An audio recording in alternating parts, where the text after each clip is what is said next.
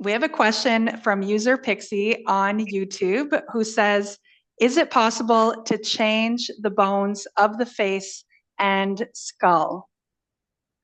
You don't change the bones, but the bones may spontaneously align themselves. Now, we don't actually decide how healing is supposed to happen.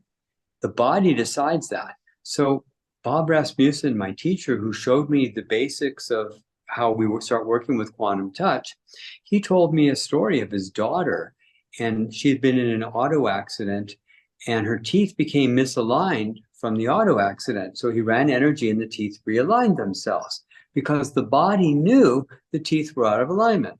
But I tried to work with a woman who didn't want to get braces and the teeth wouldn't align because for her, it was vanity. And the body didn't see a problem. Well, just because your teeth come out a little far in front doesn't mean that you have a problem. You just don't like it.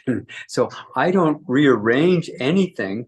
The body decides what to do. The body is the healer. And I'm holding the field of energy to let the healing happen.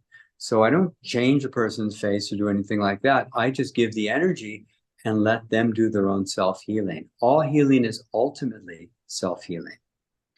Excellent. Great. Thank you so much. And thank you to Pixie for your question.